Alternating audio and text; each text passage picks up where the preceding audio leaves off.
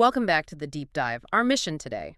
We're taking a focused look at the Q3 2025 earnings materials. Specifically, we are zeroing right in on the financial story told by the CFO.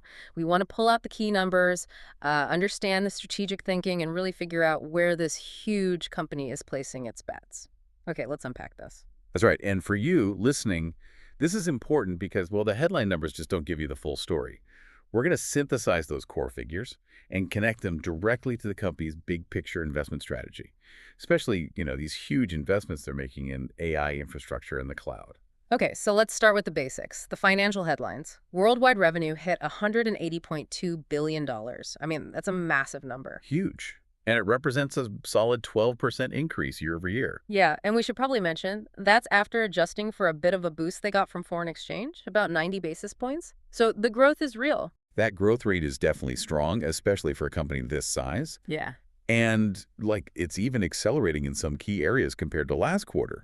But then you look at the reported worldwide operating income. It comes in at, what, $17.4 billion? Exactly, which, when you put it next to $180 billion in revenue, it feels a little lower than you might expect. What are we missing? That's the crucial question, isn't it? Because that $17.4 billion figure is, well, it's heavily skewed by some very large one-time costs. The company actually absorbed a, frankly, staggering $4.3 billion in special charges this quarter. $4.3 billion. And that's really the aha moment here. It completely changes how you need to interpret the underlying performance. Right. We definitely need to pause on that $4.3 billion. It's not operational, is it? Not at all. It pulled down that operating income number significantly, but it doesn't really reflect how the core retail or cloud businesses are actually running day to day. So let's break that down. It's a big number. First part was $2.5 billion.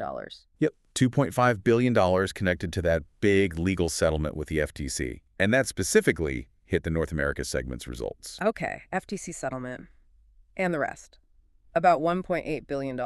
That was severance costs tied to role eliminations they've been doing. Yeah. And that one hit all three segments, North America, International, and AWS too. Got it. So if you mentally pull out those $4.3 billion in, let's call them unavoidable special charges, the picture looks quite different. And dramatically different. If you look at the adjusted performance, so excluding those two big hits, the worldwide operating income actually jumps up to $21.7 billion. $21.7 billion adjusted. Okay, and how does that compare to what they were expecting? That's the interesting part. That adjusted number, it came in $1.2 billion above the high end of their own guidance range. Wow. Okay, so fundamentally, the actual operating business was performing much better than that initial $17.4 billion figure suggests. Precisely. It really speaks to that underlying strength. And maybe more importantly, the efficiency gains they keep talking about, especially in controlling costs in that huge logistics network. And, delivering that kind of performance on an adjusted basis, that's what gives the CFO the confidence to push ahead with this really aggressive investment strategy. Okay, that confidence. Let's see how it shows up in the segment performance then. The retail side is still the big cash generator, right? North America? Still huge. North America revenue was $106.3 billion. That's up 11% year over year. And international? $40.9 billion. Growing at 10% year over year if you strip out the currency effects. And overall units sold. It's pretty much in line with revenue. Worldwide paid units grew 11% year over year. But let's zoom in on the profitability of those retail segments, because that's where the adjusted numbers really tell a story. Right. So North America reported operating income was $4.8 billion. That gives a margin of 4.5%. But again, that includes the big FTC charge. Which skews it downwards. Yeah. That's why looking at the normalized figure is so important for you. If you take out that one-time FTC hit, North America's operating income would have been $7.3 billion. $7.3 billion. And the margin there jumps up significantly to 6.9%. And that 6.9% margin, that's a number you really want to remember. It shows the core North American retail business is actually quite healthy, efficient, and throws off a lot of profit when you normalize it. Okay, 6.9% adjusted North America margin. And how did international look on profitability? They reported $1.2 billion in operating income, which is about a 2.9% margin. But the key thing there is that international margins actually expanded compared to last year once you adjust for their share of the severance charge. Interesting. So maybe those investments in overseas markets are starting to show up on the bottom line. It suggests that, yeah. Stabilizing and growing those markets, it seems to be starting to pay off a bit more now. And sort of holding all that retail together is the third-party seller business. That seems more important than ever. Oh, absolutely central. It's a core part of the strategy. Look at this.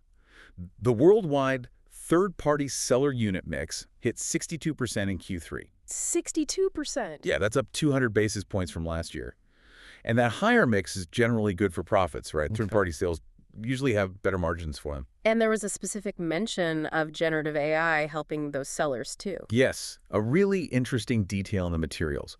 Over 1.3 million sellers have apparently used the company's own generative AI tools To do what exactly? to create high-quality product listings faster. So think about it. That speeds up getting new products listed, makes the listings better, reduces hassle for the sellers, and ultimately helps drive that unit mix growth we just talked about. It's kind of a strategic feedback loop. Okay, fascinating. Now let's shift gears a bit, because that retail stability is obviously key, but the real acceleration, the engine for the future, seems to be advertising and AWS. Absolutely. Advertising first. Revenue there hit $17.7 billion. Which is a big number on its own. It is. But the crucial insight, and the CFO really emphasized this, is that the growth in advertising accelerated for the third quarter in a row. Third consecutive quarter of acceleration on that base. Exactly. It's not just growing, it's growing faster on an increasingly large base. That tells you they're getting better and better at monetizing the eyeballs across their whole platform. Okay, strong ad growth. Now, AWS. Here's where it gets really interesting, right? This is the powerhouse funding, that huge CapEx strategy we need to talk about. This is the engine.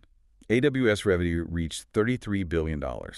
And the growth, 20.2% year over year. 20% growth on that scale is impressive. It is, but even more so, that 20.2% marks a massive acceleration. It's 270 basis points faster growth than they saw just last quarter. Wow. So what's driving that reacceleration? It suggests two things, really. One, big companies are moving forward again with major cloud migrations. And two, critically, they're investing heavily in AI workloads on AWS. And the sheer scale. It's immense. AWS is now running at an annualized revenue rate of $132 billion. $132 billion run rate, okay? Yeah. And the profit from AWS? Operating income there was $11.4 billion. Huge profit generator. But the CFO was careful to manage expectations about margins going forward, wasn't he? He was, yeah. What was the reasoning there? They were very clear about it. They basically said, look, expect AWS operating margins to fluctuate over time. And the reason is simple. They are pouring massive amounts of money into expanding their data center footprint all over the world. Mainly for Gen AI demand. Largely driven by that explosive demand for generative AI, yes. Okay, but how does building a data center actually hurt margins now? Can you walk us through that? Sure. It's mostly an accounting thing. As they build these new facilities, buy the servers, the networking gear, the custom chips, Yeah. once those assets are ready and placed into service, the depreciation expense associated with them starts hitting the income statement immediately. Ah, okay. So the cost shows up right away as depreciation, even though the revenue might take time to build. It's a short-term drag on the reported margin percent. But it's the necessary investment to build the capacity they think they'll need to dominate the AI future. Makes sense. And you mentioned custom chips. They're investing in their own silicon, like Trainium. Absolutely. Yeah. Big focus on things like Trainium. For you listening, think of Trainium as their own specialized chips, designed specifically to train those huge AI models faster and hopefully more cheaply than using standard chips. So vertical integration for AI. Yeah, it's all about controlling costs and boosting performance in this AI race. Okay, that ties perfectly into our last big topic. Operational efficiency meeting, just incredibly aggressive capital spending. On the retail side first, they seem to be getting real results from optimizing fulfillment. That regionalized network seems to be paying off. They said they're on track for the fastest prime delivery speeds ever for the third year running. And the behind-the-scenes improvements sound impressive too. Like, they cut the U.S. inbound lead time. That's the time it takes inventory to get to their warehouses by almost 4 days compared to last year. 4 days faster inbound? How does that translate? Beyond just getting stuff on shelves quicker, what's the financial angle? Oh, it's huge for working capital. Right. If your inventory spends 4 fewer days in transit or waiting, that means lower holding costs, less risk of damage or things going out of date, and you turn your inventory over faster. It frees up cash. It's a big structural win. Got it. And they're using this faster network for that big push into fresh groceries too, right? Yes, leveraging the regional setup to offer same-day delivery for perishable groceries, sometimes in as little as 5 hours. And the early signs they shared on customer behavior there sound really promising. What'd they say? Apparently, shoppers who buy fresh groceries visit the site more often, and they come back twice as often as people only buying non-perishable stuff. Ah, so drives stickiness, habit formation. Exactly. That's the holy grail in retail, right? Get people looked into regularly buying essentials from you. Okay, so efficiency gains are real, but they absolutely need those gains because of the sheer scale of the capital spending they announced. This is the big strategic bet. The numbers are just kind of historic, honestly. Yeah. Q3 cash CapEx was $34.2 billion. That brings the year-to-date total to almost $90 billion. $90 billion already spent this year. And where's most of that going? The vast majority is AWS infrastructure, building out capacity for AI for their core cloud services and for that custom silicon like Trainium we mentioned. They are building an enormous amount of future capacity right now. And the guidance for next year, for 2025, that's even bigger. Yeah, this is the number that really makes you sit up.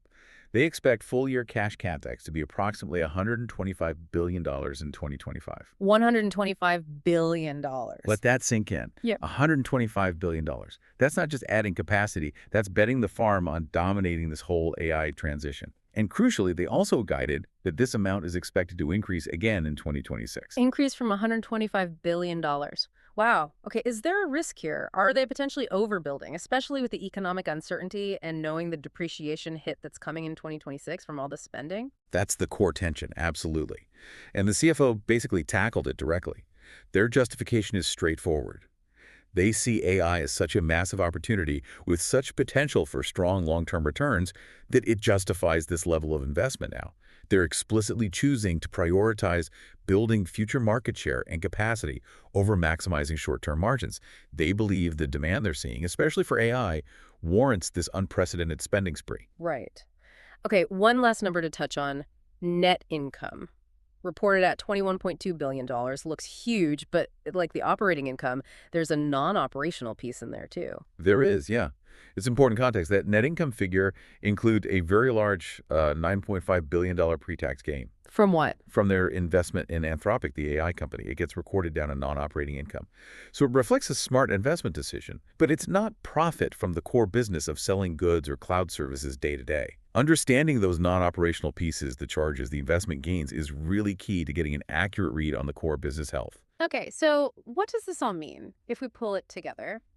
The story seems to be about dual acceleration, really. You've got the retail side becoming incredibly efficient, highly profitable on an adjusted basis, generating stable cash. And then meanwhile, AWS and advertising are just hitting the accelerator hard, clearly fueled by this Gen AI wave. And the big message from the CFO is this crystal clear commitment to absolutely massive capital spending, $125 billion plus to build the future infrastructure, even if it means margins bounce around a bit in the short term. Exactly. And that leads right into the final thought for you, the listener, to really chew on. The CFO was upfront about margins fluctuating because of depreciation from all this new CapEx coming online. So when a company commits $125 billion to CapEx in 1 year and then says they'll spend more the next year, you have to grapple with that. You have to reconcile the short-term margin pressure with the potential long-term payoff. The challenge here is looking at these numbers not just as today's profit snapshot, but as a massive multi-year strategic gamble on achieving sustainable high-value growth in the future. What level of near-term profitability fluctuation are you or our investors willing to accept to try and secure dominance in the next big tech era? That's really the fundamental trade-off they're asking everyone to consider.